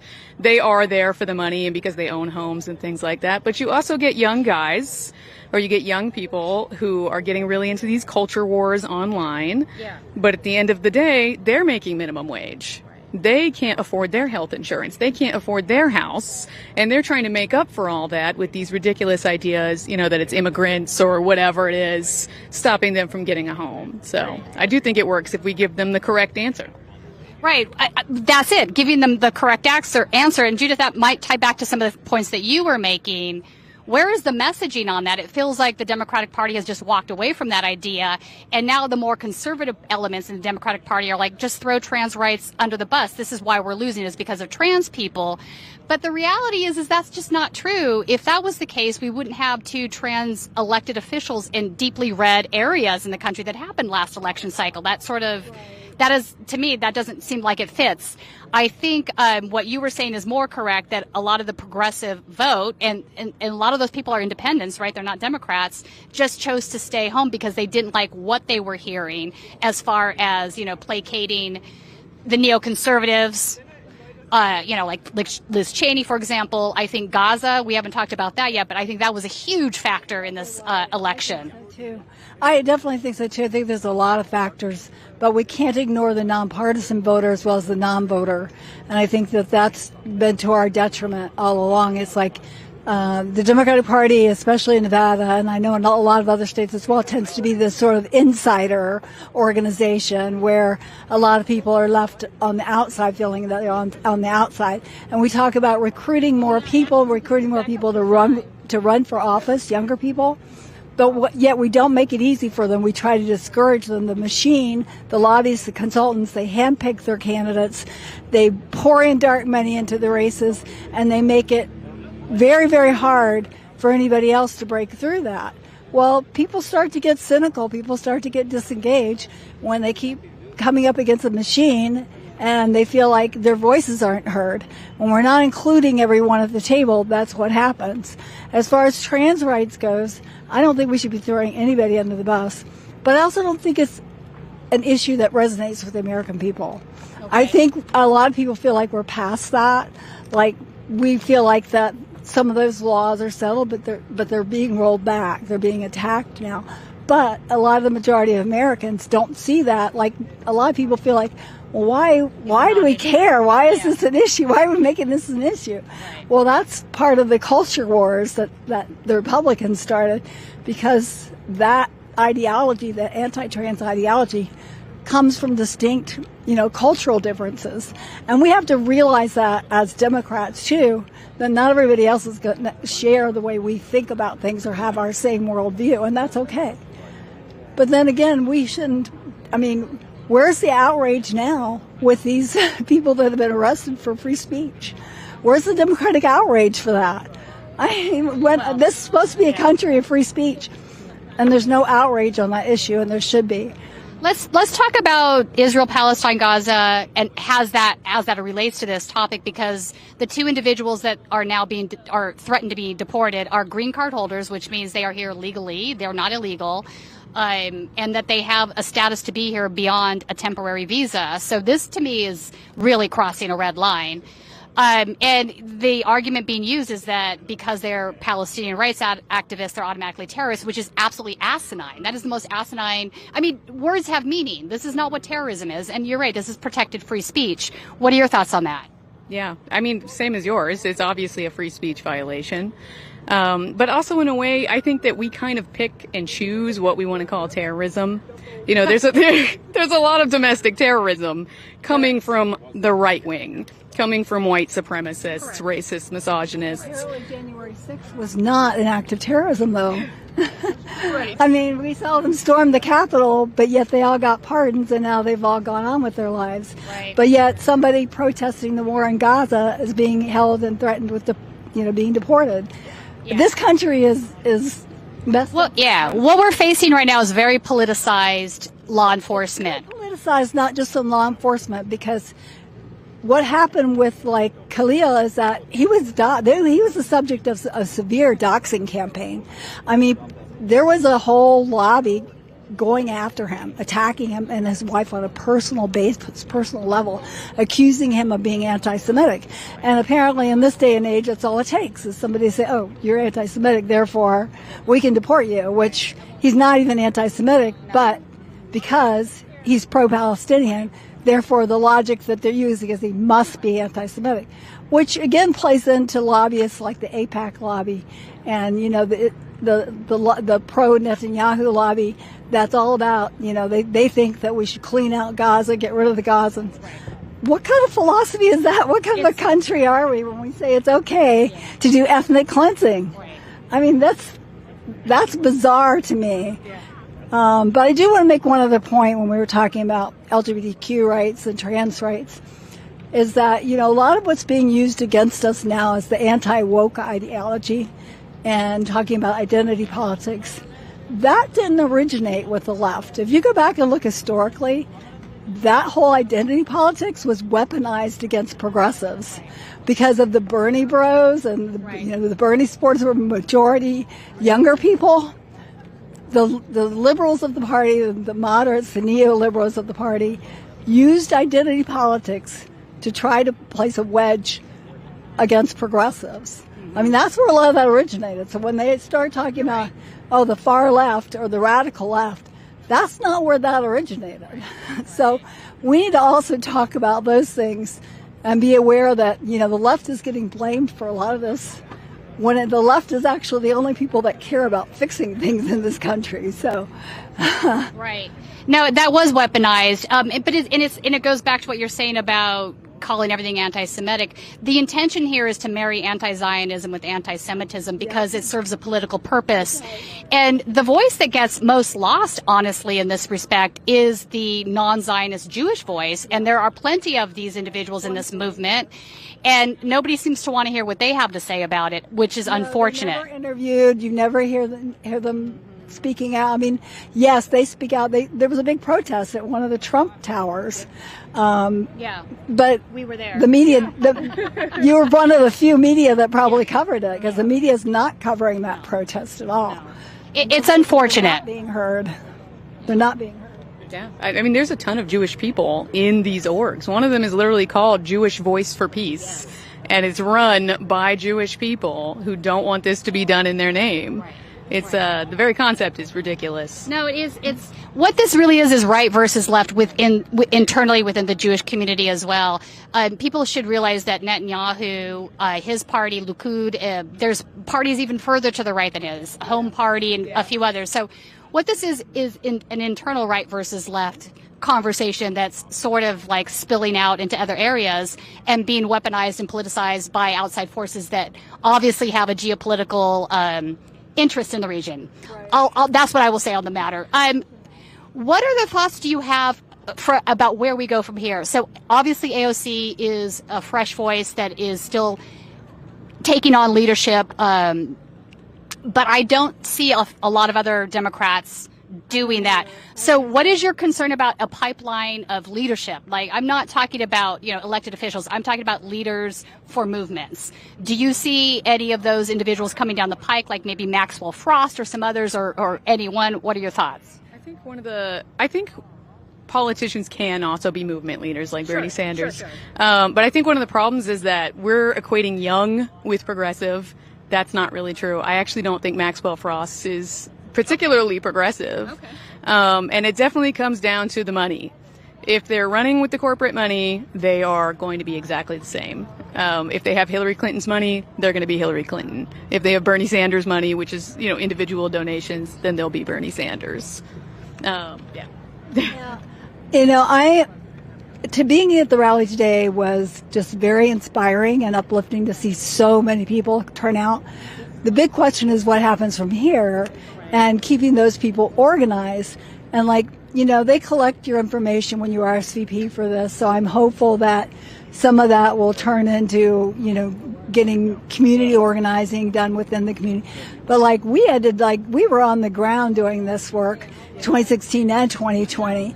I mean, we were making calls to, thousands of people and either emails, texts, phone calls, getting people to come out and be organized around policies and candidates. And that's the work that it takes. A lot of people don't realize how much work it is, how much work it takes, how much effort it takes, and how you have to always be engaged. It's not something like, okay, I'm going to do it this day of this month. I mean, it's like you have to always be on. And I think that's hard for people to realize, but that's the kind of effort it takes to affect change. Right. I mean, Bernie knows that, AOC knows that, and that's why they do these rallies, is try to inspire people in our communities to do that work or to run for office. And so one of the things we're going to be doing over the summer is recruiting those candidates, but providing the resources and training for them so that they don't go in cold, not knowing what to expect, that they come in with a structure and a foundation to run on. Because that's what it's going to take to break the cycle where, you've got all the Stark money pouring into the primaries. We've got to be able to fight that. Yeah, adding to what she said, I agree with everything. But also a lot of people don't run locally. And you don't usually get candidates that immediately run for Congress and win. Like when we had Amy Villela here who tried to run for Congress, she had an insurmountable task ahead of her. There was no way she could have ever had enough money to run against Tina Titus. But the state legislature is equally powerful. Like the state legislature, if it was run by progressives or, Democratic Socialists, whatever you want to call them, they could pass almost anything that Congress could pass. And you have the same, when you have a majority, and you have the same forces there working against you. When I ran, I had Amazon lobbyists, Walmart lobbyists. I had the same people who were coming out in the establishment, the Democratic caucus, who were coming after me to stop me from winning in that race. So they know that is the path up. They don't just run for Congress. The state legislature here either is the problem. Yes. And that's where we can make a difference. You can win an assembly race with a lot less money than people like she said, people make the mistake of thinking they could come out and run for Congress. No, you can't. But let's be realistic. What about school board? That's incredibly important. What about an assembly race? That's incredibly important. The more that we can get those voices into our state legislature, you can affect real change. Because people always think that everything happens at the top. It really doesn't. It happens at the bottom. You're not wrong on that. Power up. Local. All politics is local is something media always says and is probably true. I want to throw one more red meat thing on the table. I'm hearing everything you're saying right now, and my thought that I'm having is, okay, so when does the Democratic Party, when does the DNC hear what you're saying? It seems pretty obvious to me right now that we are in a very serious constitutional crisis. I don't think that is an exaggeration whatsoever. This morning you had Donald Trump signing an executive order to abolish the Department of Education, for example. I mean, that's insane. This is not legal. This is not constitutional, but this is where we are. We are in a very serious crisis right now, and it doesn't seem that Chuck Schumer, are in the same space that everybody else is in. A lot of the people you heard yelling, they want Schumer gone, like they were chanting and whatnot. I don't know if people could hear that during the speeches. So, okay, there you go. So when do the establishment, so to speak, when do they wake up and hear that, see that, and react to it as if their hair is on fire? Because right now it doesn't feel like that's happening. It doesn't feel like it at all. In fact, I think that's why people are the most angry. Because look what Mitch McConnell did when Obama was president. Look how much obstruction there was, how many obstacles were put up every time the Democrats tried to get something done. Why aren't we doing the same? Let's, I don't care, burn it down. Do it. Shut the government down. Whatever it takes, you've got to be willing to do it. Because if we don't stand up, it's like you're not standing up to the schoolyard bully. We're not standing up to the bully. What happens when you don't stand up to the bully? The bully bullies you? It just keeps happening. When are we going to realize that? When are we going to start doing something? And that's what people are angry about. And I'm sorry, but it's time for people like Chuck Schumer to go. We need new, strong leadership. We need what, as Bernie and AOC said, we need brawlers in Congress. We need brawlers. We need people willing to go to the mats and fight for the people, not people who are back. And, I've heard other Democrats say, oh, we're just going to wait Trump out. Well, that's bullshit. I'm sorry. You don't just wait somebody out like that and say, oh, well, eventually he's going to be out of office or eventually he's going to fail. No, because there's Did they miss January 6th? No, seriously, did they miss January 6th? Because I don't think you wait this guy out. I think I think the point of everything he's doing right now is truly a constitutional crisis. He might not ever walk away from the presidency. I don't think that's a crazy statement. I don't think it's a crazy statement either, that for them to figure out something. I mean, we already know they've introduced bills to allow a third term. There's all kinds of things going on that are scary. And that's why I say our leadership has got to stand up. We've got to see more out of our elected officials, starting with our state legislature on.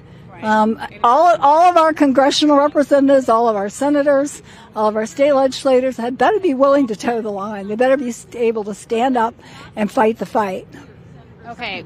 Go back to that, actually. I don't think the DNC is ever going to do that, to be honest, because the DNC gets their money from the same places that Elon Musk has his own money, but Donald Trump, the Republicans, they're getting their money from the same places. So why would Chuck Schumer go against the people that are paying his bills, that are keeping him in office? I'll tell you why. And this is me having a moral conscious moment. Because it's the right thing to do, and we are in a very serious constitutional crisis. And if he doesn't, this might be the end of the United States. That's where I'm at. That's my strong personal opinion here. So go. No, yeah, I get that. I agree with you. But what I'm saying is I don't think Chuck Schumer agrees with you. So I think the only real answer is that we have to oust Chuck Schumer. Somebody like AOC should primary him. Somebody should primary basically every single one of them. Start a third party if you must. Primary every Democrat. But every single one of them that is receiving this corporate money, they're going to sit on their hands. They don't care if Trump wins. They don't care if they save the country, as long as they get to be rich in the ruins of whatever is left. You're not wrong. My other thought on this is, I remember reporting on Project 2025 2 or 3 years ago when that website first came out. I cover a lot of right-wing extremism.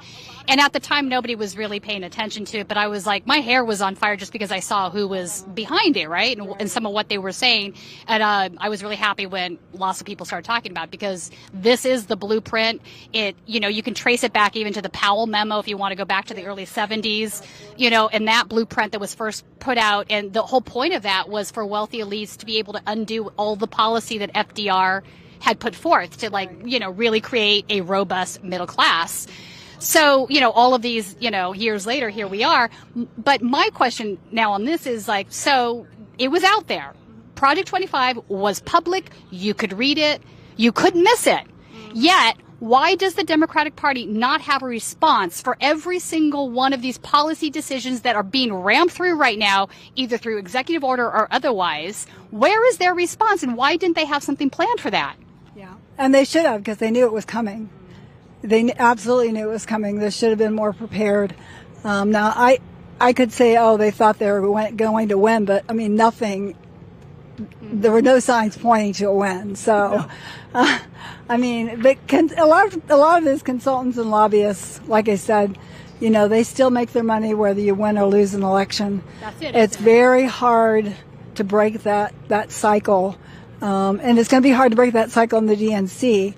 We do have a new DNC chair, Ken Martin. I am very encouraged by his election. I'm encouraged by some of the progressives on the DNC. The problem is that there isn't enough push from within the DNC for structural change. And that's what has to happen for it to be an organization of the people, by the people, for the people. It has to be actual structural change to the organization.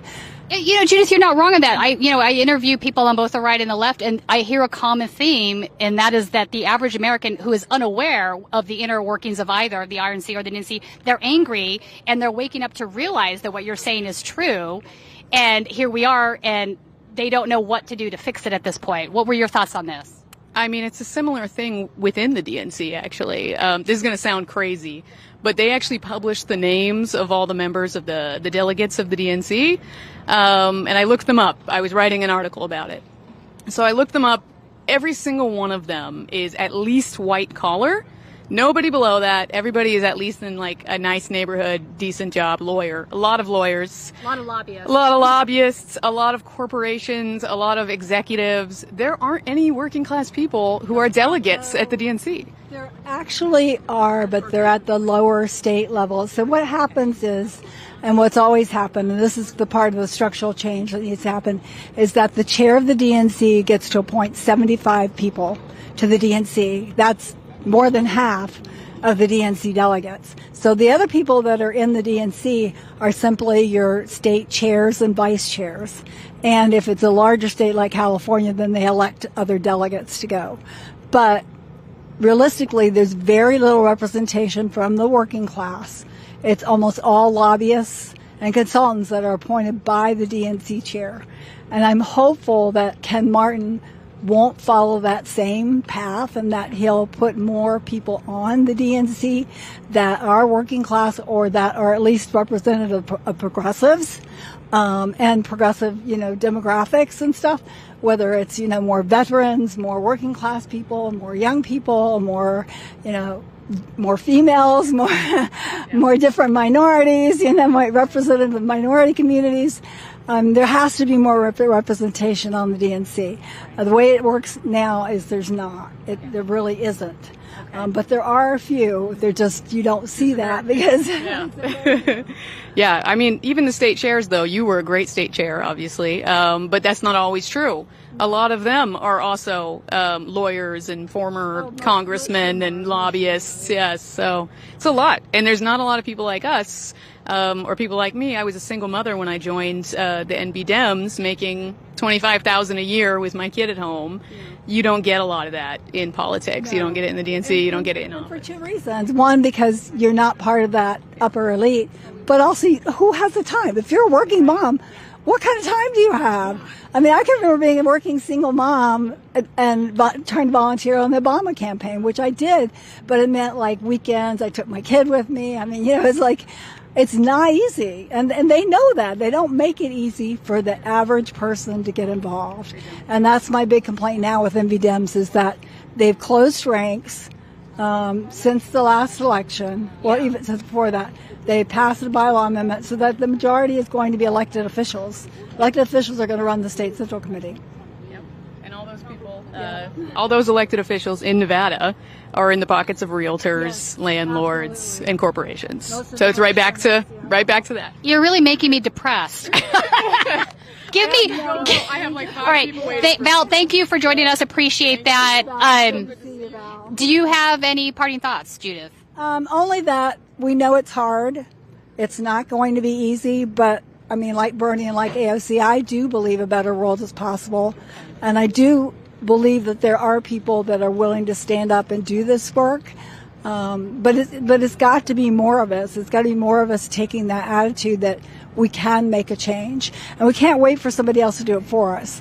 I think sometimes people make the assumption that, okay, if we come to a Bernie rally, we support Bernie, we support AOC, we support Congressman Horsford, that's all we need to do. But that's just not true. We need other people to stand up and take on leadership roles and to get involved and get active. Right. And I'm hoping that we'll start to put those coalitions together again. Right. Judith Whitmer, who is the ex-Nevada state chair for the Democratic Party, progressive activist here in the state, thank you so much for joining us and for this incredibly informative interview. And everybody, thank you for joining us today at the Bernie Sanders AOC Fight the Oligarchy tour stop here in Las Vegas. We did record some interviews this morning that we will be uploading to the channel later, so make sure to look for those. And if you're not a member of Status Coup, please consider joining. Your $5 a month is what funds all of these trips out here on the road. We would appreciate it. And thank you for joining us today. Yeah, we need more voices like this. Thank you. Right on. Thank Right, you. thanks. So good to see you. On Senator Sanders' Take care. Fighting Take care. Oligarchy tour, an explicit effort to be nonpartisan. All right. I got a little feisty there for a minute. You did. Yeah, she was like, I'm hearing all this. I'm like, God, you're killing me right now. Like, I'm like, should I On just Senator slit my Sanders' wrist? Fighting Like, Oligarchy tour. I need something hopeful. Oh. I mean, are we that?